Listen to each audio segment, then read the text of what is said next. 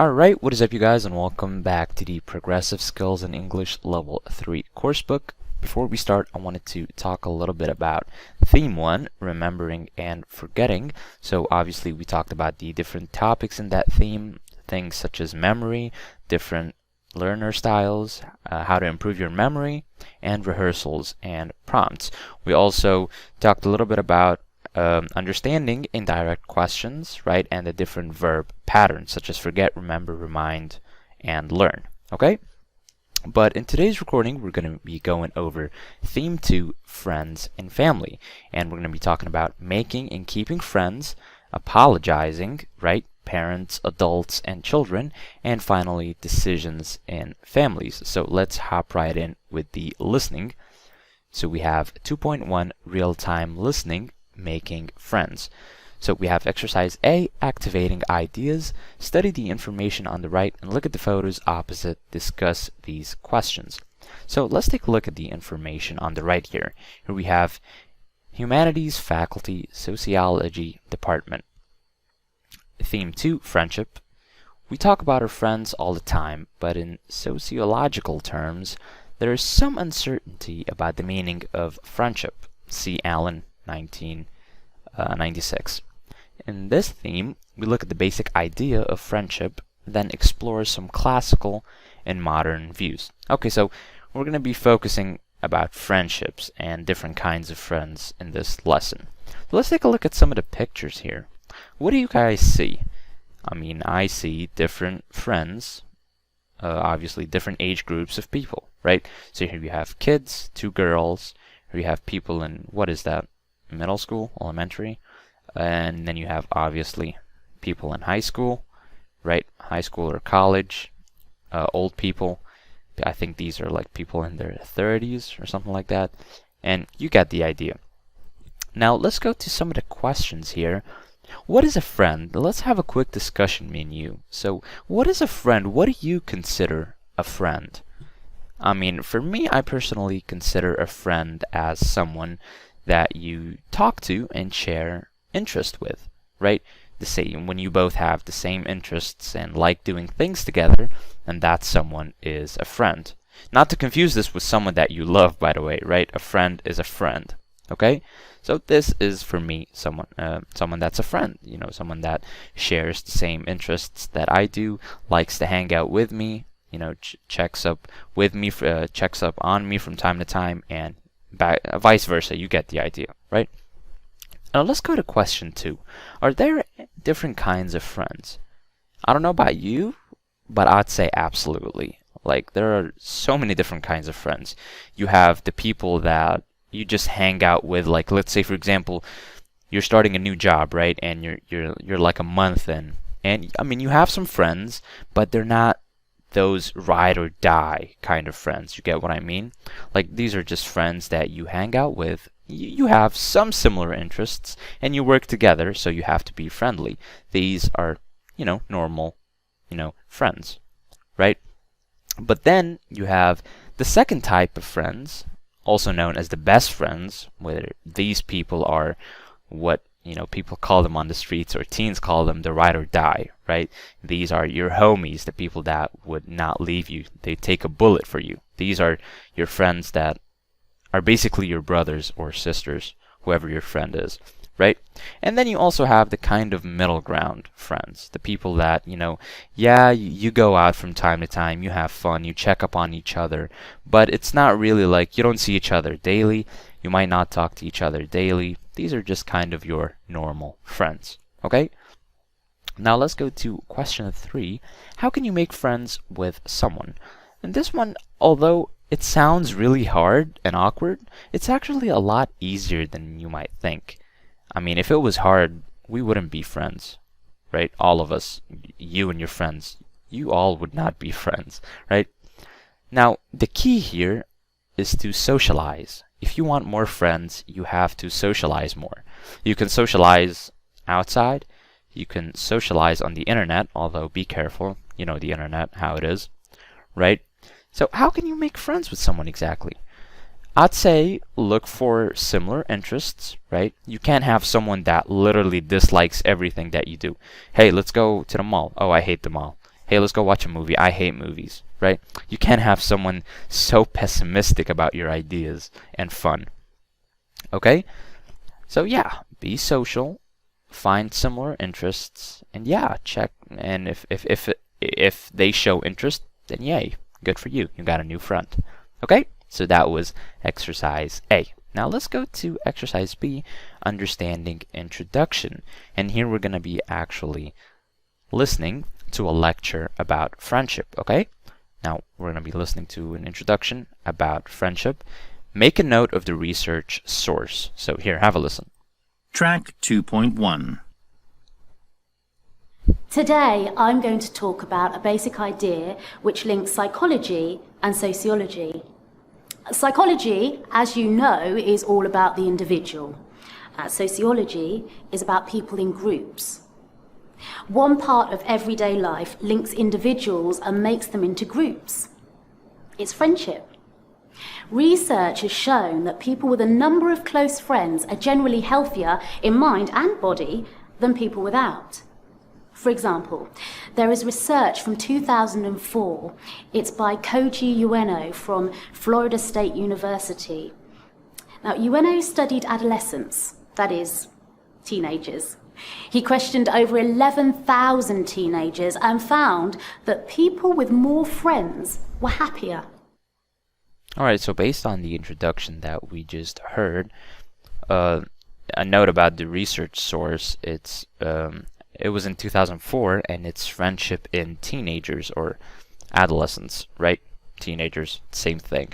Okay, let's go to audio 2.2. We're going to listen to another introduction, which points below will the lecturer talk about in the main body of the lecture. Number the correct points in order. There are some extra points. Okay, so just before we start, here we have some extra points, right? And the lecturer is going to give us in correct order the points that he or she is going to talk about, and we're going to have to number them after we're done, okay? So here, have a listen, but be careful. Track 2.2. Today, I'm going to talk about friendship. First, I will discuss two words which are often used together: friends and acquaintances. I will identify the key differences between the two words. After that, I'm going to talk about how an acquaintance can become a friend. Next, I will list the characteristics of people with a lot of friends. We'll see the view of psychologists. And finally, you're going to do a personal survey. You'll find out if you can make a lot of friends. Alright, so based on what we just heard, we know that the points go as follows. So she'll start with the difference between friends and acquaintances, right? And then how an acquaintance can become a friend, right? And after that, she'll talk a little bit about characteristics of people with many friends. And finally, you'll do a personal survey on friendship. Okay? So that was exercise B. Now let's move on to C. We have understanding a lecture. Now we're going to be listening to the main part of the lecture, and we're going to decide if each statement below is true or false according to the lecturer. So I'll let this play, right? It's 3 minutes long, so I'll let this play, and then we'll talk about it after it's done. Here you go. Have a listen. Track 2.3. So firstly, let's try to understand the difference between friends and acquaintances. Well, everyone has many acquaintances. Acquaintances are simply people that we know. We know them from the social clubs that we go to, from the places that we work in, or from our local neighbourhood. We know them from university. We see them around the campus at university, and we say hello to them. Some acquaintances are also relatives. We meet them on family occasions, but there is a big difference between an acquaintance and a friend. What is the key difference? It's simply this: a friend always starts out as an acquaintance, but something draws the acquaintances together and they become friends. It is obvious, but the point is we must like acquaintances for them to become friends. Perhaps we don't like everything about them, but we feel positive about most of their characteristics.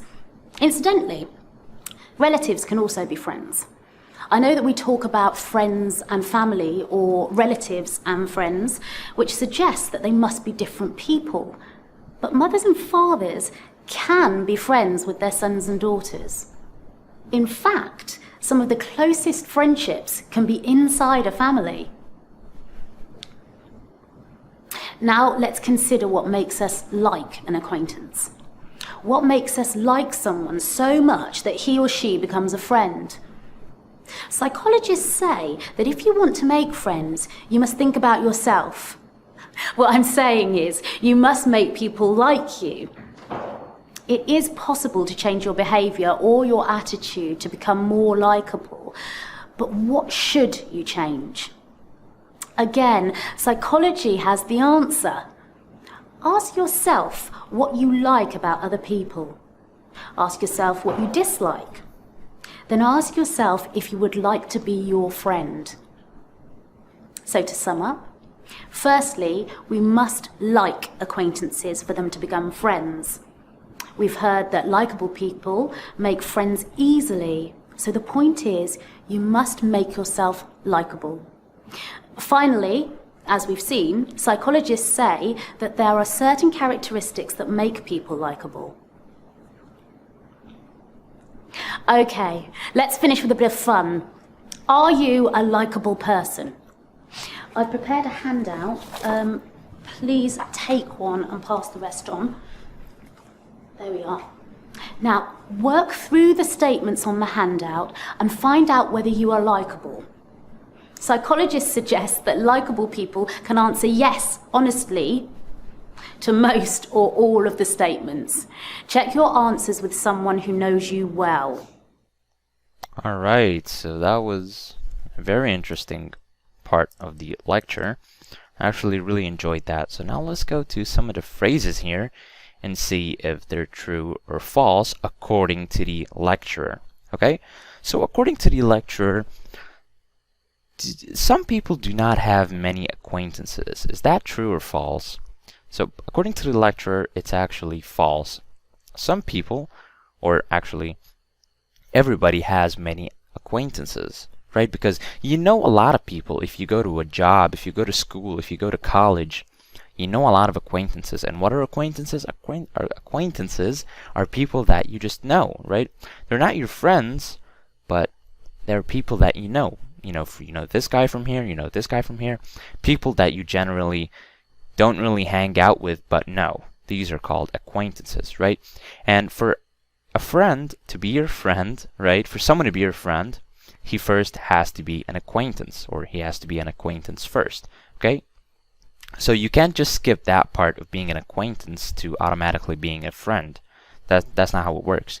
You get to know someone first, he's an acquaintance, and then he becomes a friend.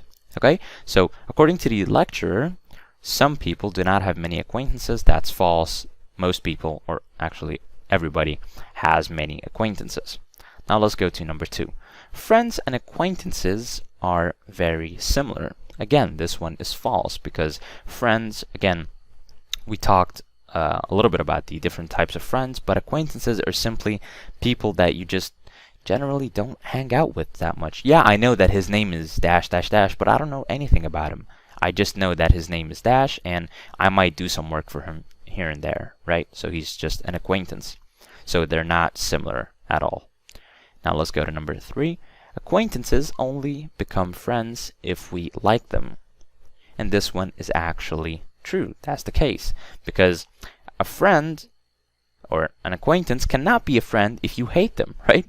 If you guys don't share the same interests, or you have kind of hatred to this sort of hatred towards each other, then you're never going to become friends. So it only makes sense that acquaintances only become friends if we like them. Okay? Now let's go to number 4. Family members can never be true friends. What do you guys think? Family members can never be true friends, and I would say this is false. According to the lecturer, family members can actually be some of your best friends in life, right? Your cousins, your relatives. Just because we say relatives and friends, or family and friends, doesn't mean that they're different. A family member can be a friend, and a great friend. Okay? So just to clear the air here. Okay, family members can never be true friends. That's false. Okay?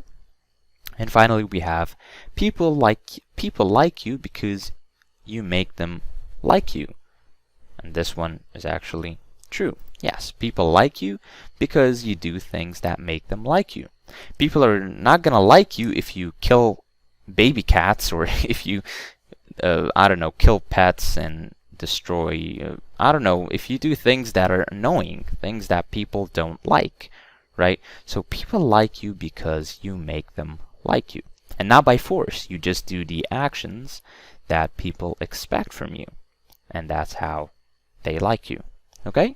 So that was exercise C. Now let's move on. Here we have the vocab box. You guys know the drill. Check the pronunciation and write them down. So we have acquaintance, available, considerate, explore, family member, friendship, honest, independent, likable, make friends, positive, real world, supportive, true friend, uncertainty. Okay? Now, what I want you guys to do, and this was the survey that the lecturer was talking about. So, mark the statements on page 165. So you guys go to 165 of the resources section and check your answers with someone who knows you, right? You can talk to anybody of your friends and let them check your answers. And read the interpretation below. Do you agree? Okay, so if you have 6, 7, or 8 ticks, you're very likable. If you have less than 6 ticks, you must change some things, okay? So go to the page right now and do the survey and let me know, okay? I think that was the first part. Now let's move on to the next page, you guys. Alright, you guys, so now let's move on. Here we have 2.2, learning new listening skills, the main ideas. We have exercise A, recognizing fixed phrases. And I'm pretty sure you guys are familiar when someone says a fixed phrase with two nouns, such as friends and family, family and friends, mothers and daughters, sons and sisters, for example. You get the idea. These are all fixed phrases with two nouns. So we're going to listen to some of them, and we're going to write the missing noun in each case. So here we have children, fathers, daughters, sisters, women, friends, and acquaintances. Okay, so here, let's have a listen. Track 2.4. 1. Friends and 2. Family and 3. Mothers and 4. Sons and 5. Brothers and 6. Men and 7. Adults and... Alright, so I was going to write them down as we go, but I just decided to let's do it after the audio was done. So we have number 1, friends and acquaintances. Here we have the word acquaintances, okay? So A, C, Q, U, A, I, N, T, A, N, C, E, S. Okay, acquaintances. So friends and acquaintances. 2, we have family and friends.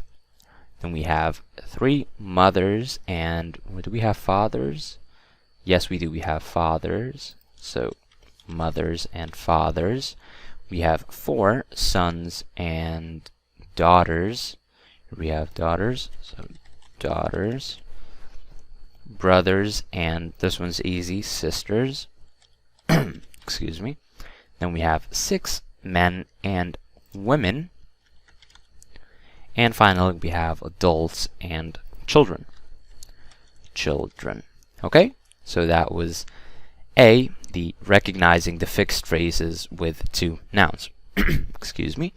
Now let's move on. What do we have here? We have the vocab box. So you guys know what to do. Let's hop right in. So we have adolescent, as we have seen or heard, become, colleague, community, daughter, intransitive, sum up, the main point, the most important thing, and transitive. Okay? So now let's move on to exercise B, identifying a new skill 1. Here we have read skills check 1. What were the main ideas in the lecture in lesson 2.1? Complete the list. So I hope you made some notes from lesson 2.1 because you're going to need them here. So recognizing the main points in a lecture.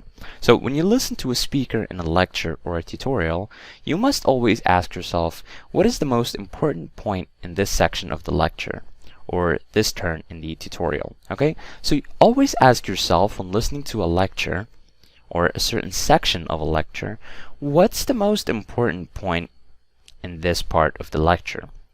And you'll find that speakers or lecturers, they often introduce the main idea by saying the key/main point is, and they keep going, the most important thing is, keep going, the thing to remember is, most importantly.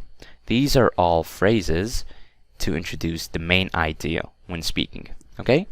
Now, speakers often repeat the main idea or ideas at the end of the lecture, right? So you have, if you've been slacking when it comes to finding out the most important point, you still have another chance to find out the most important point, okay? So speakers often repeat the main idea or ideas at the end of the lecture. So you hear phrases towards the end of the lecture like, so to sum up, as we have seen, we've heard today that, dash, the things to remember are, and maybe conclusion, okay? So write the main idea or ideas, or go back to and underline the main ideas in your notes. So I suggest that if you haven't, if you didn't write any notes down, go back, have a listen to the 3 parts of the lecture, and come back with this exercise, right? So we have, what were the main ideas in the lecture in lesson 2.1? And in that lecture, we talked about friendship, okay? So for 1, we'll say we must like acquaintances, then they may become friends, right? An acquaintance or someone cannot be a friend without being an acquaintance first, okay? For 2, I'll probably say something along the lines of, likable people make friends easily, right? That makes sense. The more likable you are, the easier it is for you to make friends. So 2, likable people make friends easily. Now we have 3, you must make yourself likable. I think that this is very important and a main point in the lecture.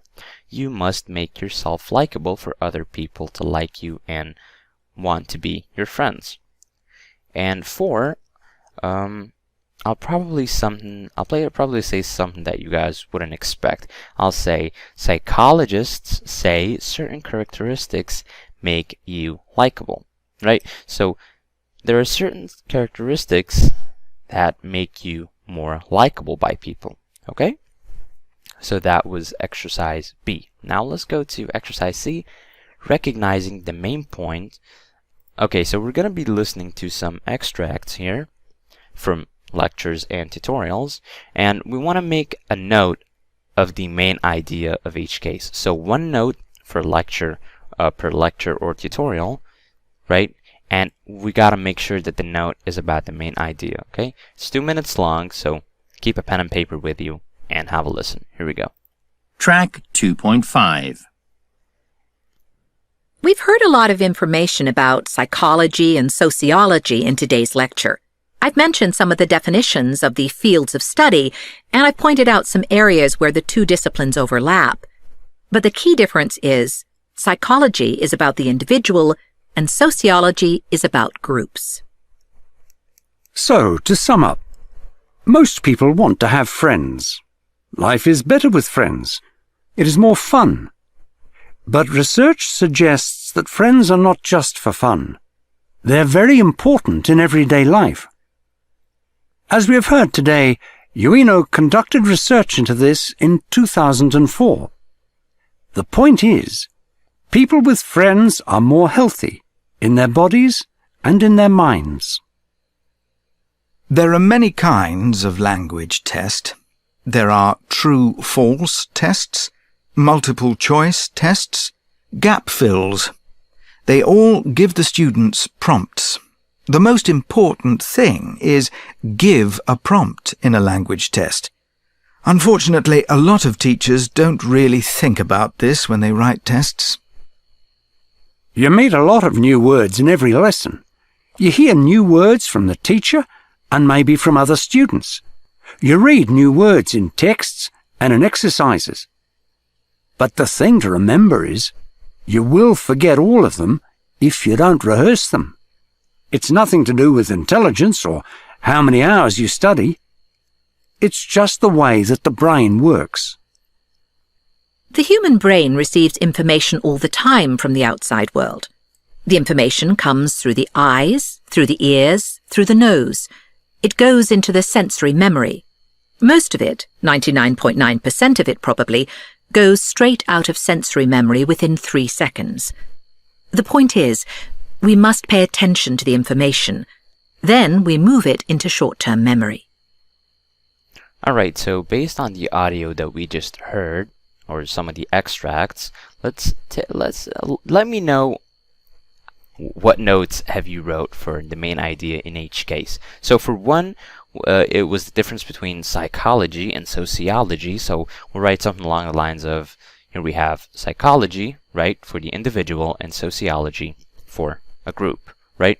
And for two, I'll probably say people with friends equals not only fun, but a healthy body and mind, okay? And for three, it was about giving prompts in language tests. So we'll say give prompts in language tests, okay? And for four, we'll say it was about forgetting words, right? So we'll say will forget words if not rehearsed, right? That was the main idea in that case. And finally, for five, I think she talked about the movement of memories from sensory to short term, and what do we have to do? We have to pay attention to move the information from sensory to short term memory. So I'll write something along the lines of must pay attention to move to short term memory. That was the main idea. Okay? Now let's move on to the next page. Alright, you guys, so now moving on. Here we have intransitive verbs and transitive verbs. So what are intransitive verbs exactly? So intransitive verbs are action verbs expressing a doable activity such as arrive, go, and lie. That's basically a normal verb. What makes it intransitive is the fact that it does not have a direct object receiving the action. So we know that a verb is usually followed by an object. In the case of an intransitive verb, that's not the case anymore, okay? So let us take a look here. We have some English verbs do not need an object. They are called intransitive verbs, usually marked VI in the dictionary. And they're usually followed by a prepositional phrase or an adverb instead of an object. So here we have two examples. Most people live in communities. We go sometimes, right? Now, let me give you a small question. So here we have skills check 2, right? What is the prepositional phrase exactly in the example, and what is the adverb?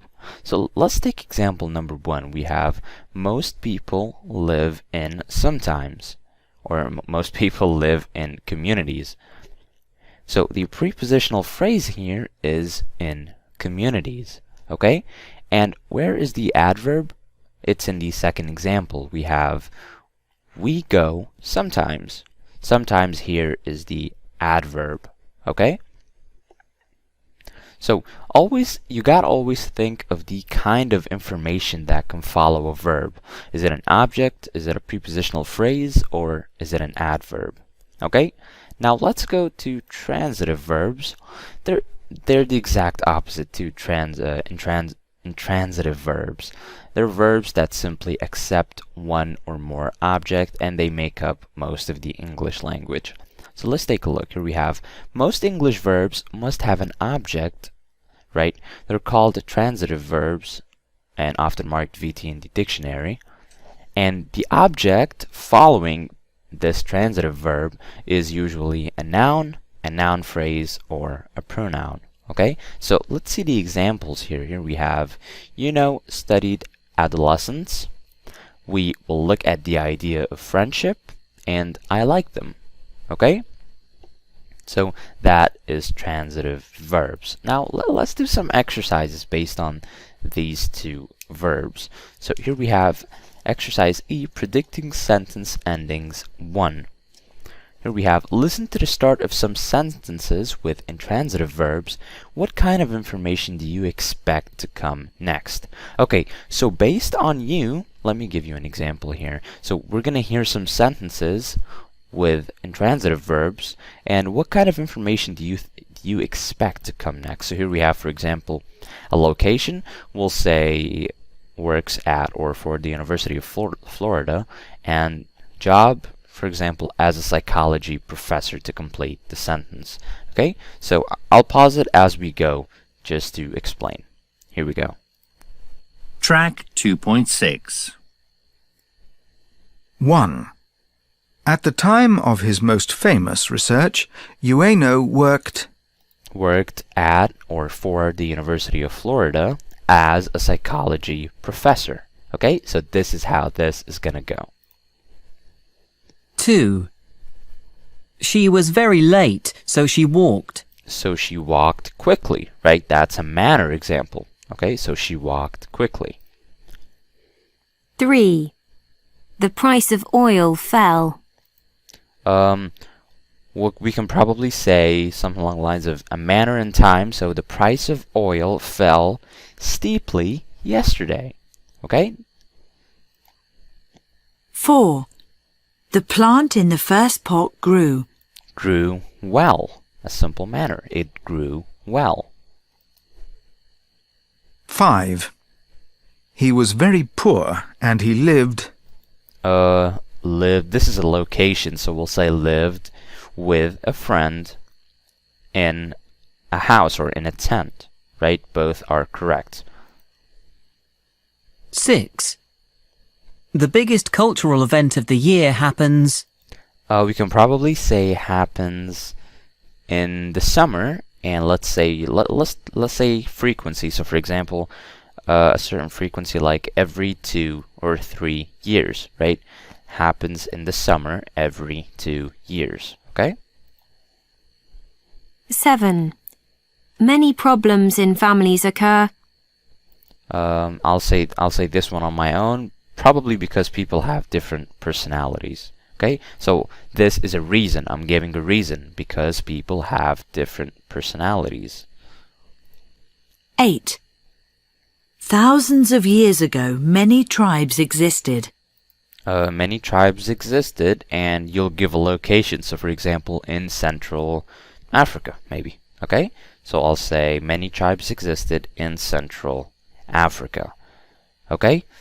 So that was the kind of information that I expected to come next. Now, let's move on. Here we have exercise F, identifying new skills. Are these verbs intransitive? Explain your answer. So we have study, look at, and like. And do you guys think that these verbs are intransitive? Meaning, did they not allow an object after them? That's wrong. They're actually transitive because they need an object. Take a look here. So, studied adolescence, object. We will look at the idea of friendship, object. I like them, again, object. So these are transitive verbs because they need an object. Now let's go to exercise G here, predicting sentence endings 2. So we have, listen to the start of some sentences with transitive verbs, find and number a suitable object in each case. Okay, so what we're going to do here is we're going to listen to some sentences with transitive verbs, and we're going to find a suitable object in each case. Okay? So I'm going to be numbering them as we go. Here we go. Track 2.7. 1. Ueno questioned. 2. I want to talk about. 3. let's discuss. 4. Everybody has. 5. I like. 6. I've prepared. 7. We meet. 8. Barik worked with. Barik worked with acquaintances in many different places. So that was the order of or the most suitable object in each case. Now let's actually listen to the full sentences and check our ideas. Here we go. Track 2.8. 1. Ueno questioned over 11,000 teenagers. 2. I want to talk about friendship. 3. Let's discuss the differences between friends and acquaintances. 4. Everybody has a lot of acquaintances. 5. I like considerate people. 6. I've prepared a handout. 7. We meet acquaintances in many different places. 8. Barik worked with several colleagues. Okay, so we actually had a mistake between Track numbers. 2.8. Oh, we had a mistake with number 7 and number 8. We confused acquaintances in many different places with several colleagues. Okay? But other than that, everything was golden. So yeah, that was exercise G, predicting sentence endings 2. Now let's go here to exercise H, identifying a new skill 4. Again, a different type of verbs called prepositional verbs. I think this one's actually pretty self-explanatory. So again, some verbs in English have a preposition before or after the object. Okay, so before or after the object means that these are not just prepositional verbs, but they're also transitive verbs because they have an object. But if they have a preposition before or after the object, they're now called prepositional verbs, okay? Or phrasal verbs, both are correct. So if you let's see a case before the object. We have I agree with you. Okay? It depends on your point of view. You could search for the University of Florida. Professor Green specializes in the psychology of the friendship. And here we have some examples after the object, like he asked me for some money. They spend a lot of money on junk food. We invited the lecturer to the party. I thanked her for her help. Okay, so these are some examples with the preposition before the object and the preposition after the object. Okay, so let me actually open exercise H here. Here we have what kind of word follows each of the verbs below. So here sorry, we have a preposition that goes with each word here. What do you guys think number 1 is? So we have agree. That's correct. We use agree with, right? I think it's a fixed phrase, like when someone says, "Hey, I agree with you," right? So that's what I was talking about. And then we have be, depend on. Okay? Can never say depend in, by the way. That's wrong. So depend on. Okay? Hey, I depend on you. Okay? Or it depends on what you think is correct. Also, another example. And we have C. C, search for, right? Only logical answer is search for. Then we have D, specialize in, right? You see someone talk about their job or whatever, and they'll say, I specialize in sociology. I specialize in psychology. Okay? So yeah, specialize in. So we have agree with, depend on, search for, and specialize in. Now, let's take it, a step forward. Now we have phrases, not just words. So invite me. What can I say after invite me? I'll say invite me to. right? Invite me to the party. Invite me to, I don't know, your house. Invite me to this, to that. Both are correct. Then we have B, spend money, the good old spend money on. Okay, spend money on junk food, spend money on clothes, spend money on Uber drivers. All of these are correct. So spend money on. Then we have C, ask her. We can actually use two words here, either for or about, right? So both are correct. So ask her for is correct, and ask her about is also correct. And finally, we have D, thank him. This one's obvious, for. Okay, so thank him for. Okay, so that was exercise H, prepositional verbs, and the different prepositions here. Okay, so now let's move on to exercise I using the correct preposition. So now we're just going to move on to prepositions. Let me guys tell you the prepositions before we go. We have to, with, for, and on. Okay, so complete the sentences with the correct preposition. Does this laptop belong, this one's simple, to you, right? So does this laptop belong to you? Okay, and we have to. People usually agree with, right? That's also, that's the correct answer, with. So people usually agree with their friends. Then we have 3. My friend has invited me, remember, to, yes, to dinner with her parents. I'm going to apply for, remember, we talked about this, apply for a job at the university. 5. Would you criticize a colleague, what do you guys think, for not trying hard enough? Also true. So would you criticize a colleague for not trying hard enough? This article deals with the link between sociology and psychology. So this article deals with. And finally we have number 7. Students find it hard to concentrate on lectures when they're tired. Okay, so that was the correct preposition in each case. Now let's move on to the final exercise here, exercise J. Making sentences with a verb plus an object plus a preposition. So here we have some extracts from a conversation between Patrick and his friend Mark, and we're going to have to rewrite the sentences using the verb in the brackets. So we have invite, ask, provide, criticize, etc. So let's check number 1. We have Patrick, would you like to come to a film at the weekend?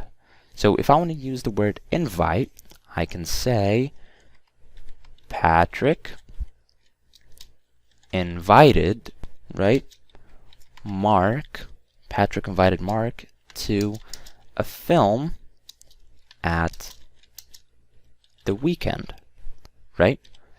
And it's no longer a question. Now it's just a sentence, okay? So would you like to come to the film at the weekend? Patrick invited Mark to a film at the weekend. Then we have 2. Could you help me with my research, Patrick? And we have the verb ask. I can probably say Mark asked, nope, that's not what I wanted to write, Patrick to help him with his research, right? So, could you help me with my research, Patrick? Mark asked Patrick to help him with his research. Then we have 3. Patrick, I've got a reading list. My tutor gave it to me. We'll say Patrick's tutor provided, right? Patrick's tutor provided him with a reading list, right? So Patrick's tutor provided him with a reading list. And we have 4. Mark, my brother plays computer games too much. It's a waste of time. And then we have the verb criticize. So we'll say Mark criticized his brother for playing computer games too much, right? So Mark criticized his brother for playing computer games too much. Then we have number 5, Mark. Yes, Patrick, you're absolutely right. So we have agree, so this one's simple. We'll say Mark agreed with Patrick. Okay? So Mark agreed with Patrick. And finally, we have number 6, Patrick, I think friendships are more important than family relationships. And then we have the word compare. This one's actually interesting. So, how can we say this? We'll probably say Patrick compared friendships with family relationships, right? Makes sense? So Patrick compared friendships with family relationships. So let's take a look at them one more time. So Patrick invited Mark to a film at the weekend. Mark asked Patrick to help him with his research. Patrick's tutor provided him with a reading list. Mark criticized his brother for playing computer games too much. Mark agreed with Patrick. And finally, Patrick compared friendships with family relationships. Okay? So I think that was it. Yes, this is it. So that was Theme 2. Listening, you guys. I'll see you in the next one. Peace out.